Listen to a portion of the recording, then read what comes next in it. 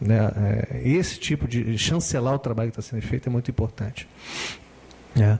Então, não sei se eu respondi a sua pergunta, eu acho formidável e eu acho que só que costumamos a ter o mesmo problema, Cláudio, que são os péssimos gerentes de marketing.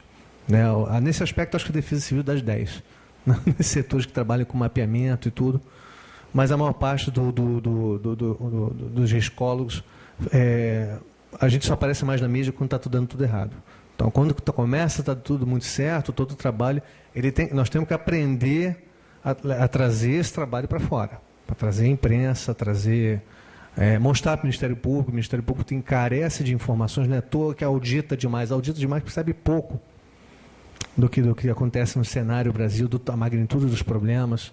Então, eu não fazia a menor ideia da estrutura de Duque de Caxias. Para mim, é aquela visão daquele lá de Brasília da Baixada. Então, assim, esse trabalho tem que ir para fora da prefeitura, para fora, tem que ser melhor divulgado, porque nosso trabalho só aparece quando morre uma pessoa, quando dá alguma tragédia. Então, um bom trabalho é aquele que não aparece, mas mesmo assim a gente tem que aprender a trabalhar para fora. Então, acho que essa é a resposta. Eu não sei se eu vou fazer um comentário depois, mas vou respeitar aqui a pauta. Aqui. Quer falar sobre esse assunto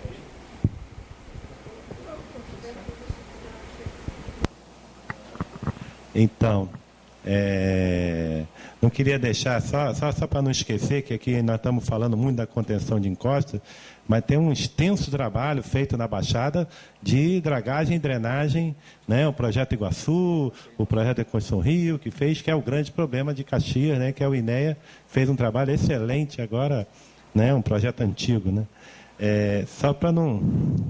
Né? O Yara aqui quer fazer uma pergunta. Na verdade, agradecer as palavras do Cláudio, mas esse trabalho, Cláudio, não é o Yara, Bené, acho que foi construído por todos nós, né? Alguém tem que reunir. Então, nosso trabalho, na verdade, é sempre reunir as pessoas para que a gente possa conversar. Mas tem algumas coisas que até hoje, né, desde 2010 para cá, ainda me incomodam muito. Eu não consigo entender. Por exemplo, eu não consigo entender como é que o Ministério das Cidades trata a questão do plano diretor e não há mudança nos planos diretores. Isso é algo para mim que me incomoda. Eu não consigo entender como é que se libera recurso para um plano diretor que não foi revisado e ele apresenta áreas de risco e ele não consta. Acho que isso foi um dos problemas que nós colocamos aqui para o Celso. Ele falou que não era papel do Ministério das Cidades, eu acho que isso tem que repensar, isso é um ponto. Outra coisa também que me incomoda, como eu falei com o senhor, né, com o Guilherme da Defesa Civil, é que durante um tempo eu trabalhei, né, muito próximo da Defesa Civil e da extinta FEEMA na área de combate a derramamento de óleo. E aí, quem vem dessa área não consegue entender algo que o Flávio falou, essa dificuldade de se relacionar. Porque combate a derramamento de óleo, corre que alguém vai ser preso, corre que é dano ambiental, corre que é crime. E aí você tem o equipamento, você tem o rádio, você tem todos os equipamentos necessários e você tem gente que não dorme. E você é obrigado a fazer simulado, porque você tem uma lei que te obriga a isso, você tem que ter um plano de emergência, você tem toda uma legislação, não é isso, Fonte? Até mesmo o Cadu, que estava trabalhando com você, a origem dele é dessa área, né? Então, para quem vem desse lado, né, de contato com a Defesa Civil, não consegue entender por que está sendo pensado o rádio, né? Acho que nós tivemos uma reunião, a nossa última reunião foi falando em rádio, mas ainda existiu uma dificuldade de entender essa questão do rádio, né? Quando o rádio, para quem é dessa área de acidente tecnológico, é o mais importante. Todo mundo sabe aonde mora o outro, qual o número da casa. Tem uma rede, né? Até mesmo, quando eu falei daqui do PAN, né, da Costa Verde, o PAN da Costa Verde é o plano de auxílio mútuo da Costa Verde, que funciona, né? O plano de emergência da Baía de Guanabara tem essa estrutura também. E está lá o INEA, a Defesa Civil e todas as empresas, né, da região. Porque quando precisa de equipamento, quem vai auxiliar muitas vezes é a Petrobras, lá em Angra, é a Petrobras, é a Nuclep, é a Eletrobras, né? Todas aquelas empresas, elas são envolvidas no plano de auxílio mútuo. Então, isso ainda me cria uma certa dificuldade de entender, né? E a outra questão também é a ausência sempre dos geógrafos, né? Essa história, né? Até mesmo eles estão ausentes aqui, só tem eu e o Fábio ali. E o Tiago, né? A dificuldade também dos geógrafos de não estarem participando tanto dessas discussões. Então, eu gostaria até mesmo de que a mesa falasse a respeito disso.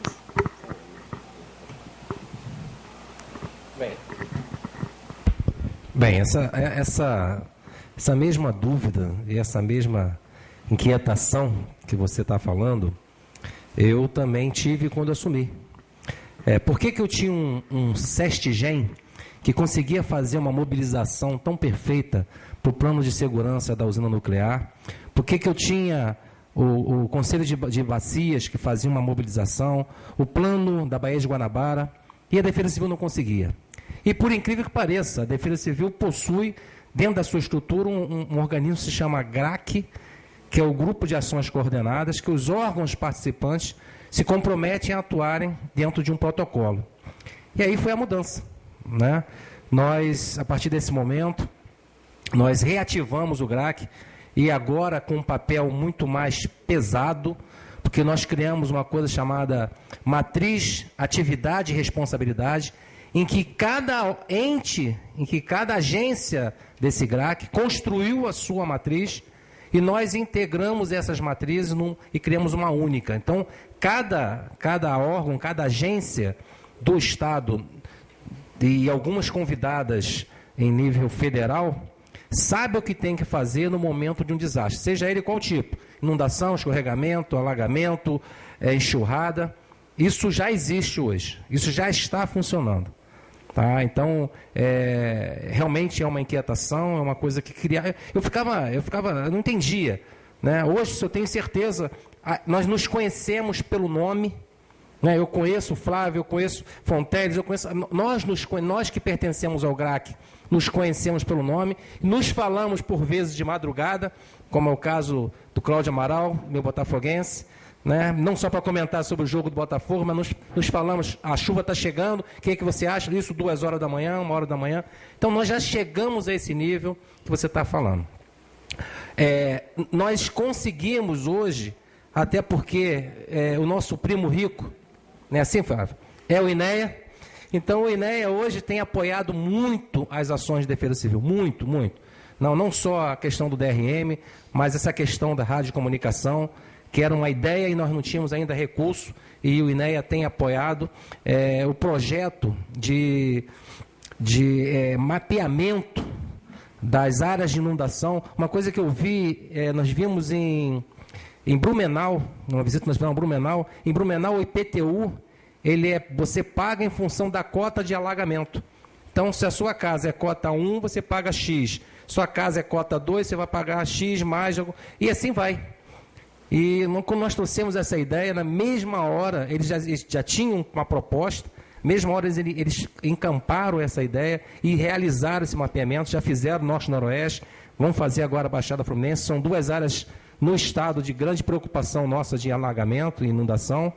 Enfim, então hoje as agências do estado, e aí eu falo todas as secretarias, porque o nosso governador, nesse aspecto, ele dá soco na mesa, ele quer realmente que as secretarias de Estado participem da ação. E quando eu falei quando eu falei aqui na minha apresentação, que eu não consigo enxergar a Defesa Civil como um órgão, o órgão da Defesa Civil não, a Defesa Civil é um sistema. E todos nós aqui temos uma participação. A função minha como coordenador, como superintendente operacional, é ser o coordenador das operações. Mas cada um aqui sabe o seu papel e executa dentro desse projeto, dentro dessa matriz de atividade e responsabilidade. Então, não precisa mais ter a inquietação, porque já está acontecendo. Tá bom? Eu queria tão somente complementar, eu fiquei inquieto aqui para responder quando você colocou, porque na realidade eu acho que é uma questão só de idade e maturidade. Quando você fala do plano da Baía de Guanabara, quando você fala de plano de atendimento a acidentes de carros perigosos, o SPA nasceu no Rio de Janeiro em 1981. Se fortaleceu em 93. Então, os planos começaram, eram feitos, e com o tempo, com o uso, foi tendo uma consciência da sociedade de sua existência. Eu fiquei inquieto, mas o Coronel Guilherme tinha que falar, porque a gente sabe que existe. Essa matriz foi construída no segundo semestre do ano passado, deu um trabalho muito grande para nós, diversas reuniões, e hoje cada órgão sabe com o que contribui em termos de pessoas, em termos de equipamentos, em termos de mobilização, em termos de contratação, de terceirização de serviços, que possam disponibilizar máquinas, caminhões e tudo mais, e nós temos isso hoje utilizado. O GRAC já funcionou, e o GRAC não funcionou só para os desastres naturais. Nós tivemos o acionamento do GRAC e o funcionamento do GRAC também nos acidentes tecnológicos, como aquele que aconteceu na Petrobras, com aquele, em consequência de furto, de roubo de combustível, de óleo diesel nas linhas de transmissão, lá próximo de Piraí. Né? Então, já foi, embora o CRAC tenha se mobilizado e feito principalmente para desastres naturais, ele também teve uma ação já aplicada e ampla no Estado. Então, eu acho que o teu anseio, ele realmente está atendido, e talvez a gente tenha que aprender, como foi dito o representante do Ministério da Cidade, justamente a fazer melhor o que a Defesa Civil faz muito bem. Divulgação, marketing do que nós temos e de nossas ferramentas. A ferramenta existe, mas só no conhecimento nosso, de cada um. Quer dizer, na realidade ela vai funcionar, mas era importante que a sociedade tivesse esse conhecimento até para que ela fique mais tranquilizada e veja que realmente os avanços estão vindo com todas as ferramentas possíveis. Só mais uma... Não, mas aí você até completa... É só mais um tema que eu gostaria de colocar aqui, até mesmo para vocês responderem, acho que principalmente o Flávio, porque eu tenho acompanhado o trabalho que a GeoRio vem desenvolvendo na Rocinha, né? Inclusive está aqui presente o Ricardo, que é lá da Rocinha, né? E é um trabalho muito interessante, porque a GeoRio ela ainda não apresentou o projeto, né? Mas nós já temos instalado lá uma empresa que já está montando o canteiro de obra. E, paralelo a isso, a subprefeitura, é de onde, Ricardo?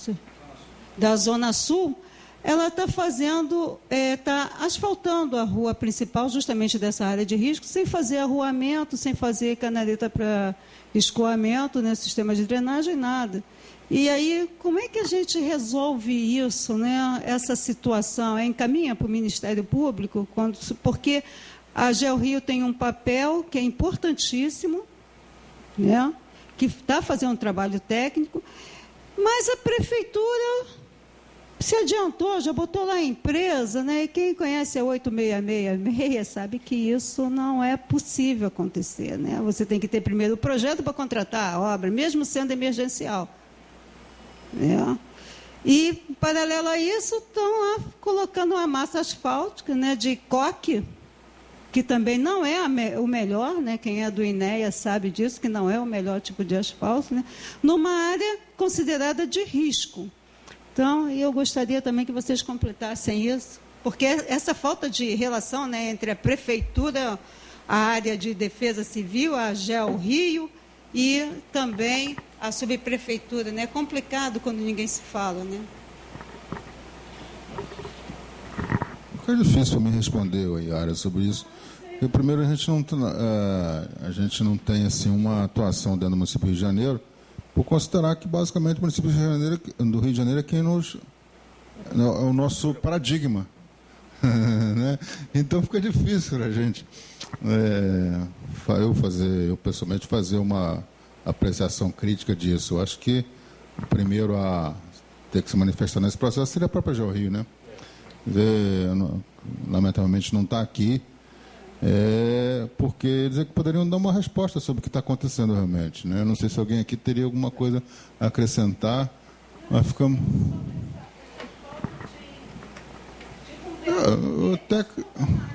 Eu até acredito, um dos nossos paradigmas, o Luiz Guilherme falou muito aqui, o coronel também falou, né? Quer dizer, Simões vem do município do Rio de Janeiro, né? Eu acho que sempre, o município do Rio de Janeiro sempre foi um paradigma para a gente, entendeu? Em questão das sirenes, do trabalho de mapeamento geotécnico que nós fazemos, de risco iminente. O nosso termo de referência veio da experiência da GeoRio, entendeu? Então a gente não inventou nada, a gente pegou a experiência que a GeoRio vem trazendo ao longo do tempo, entendeu? É um caso muito específico, muito pontual, que eu realmente não tenho como até me posicionar, seria leviano de minha parte, não sei se eu...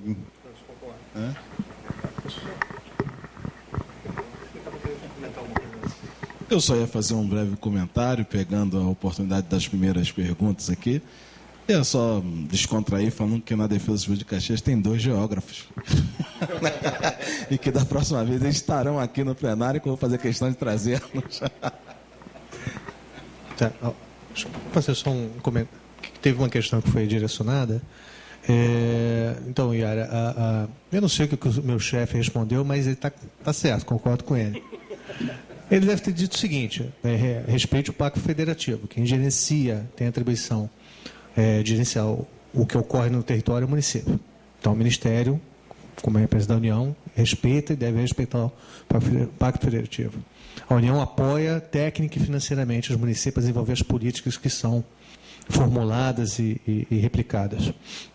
Bom, eu particularmente eu vou dar um exemplo claro que a Prefeitura vai entender, e o Estado também. Eu sou totalmente contra, por exemplo, uma prática ainda que é bastante existente, vide o exemplo das emendas parlamentares. Os recursos de transferência voluntária são brecados pela regularidade fiscal.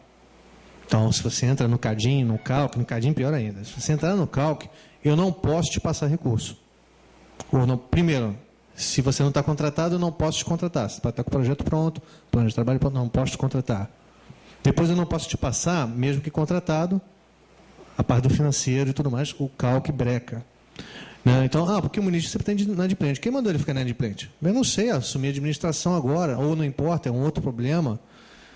E aí o município é prejudicado, e a sociedade, que é o beneficiário final, sempre é prejudicada numa tentativa de tentar resolver, ou de forma disciplinar um problema, o beneficiário final fica impedido. Eu lembro que não contratamos o plano de risco de Mauá em 2004 por causa disso.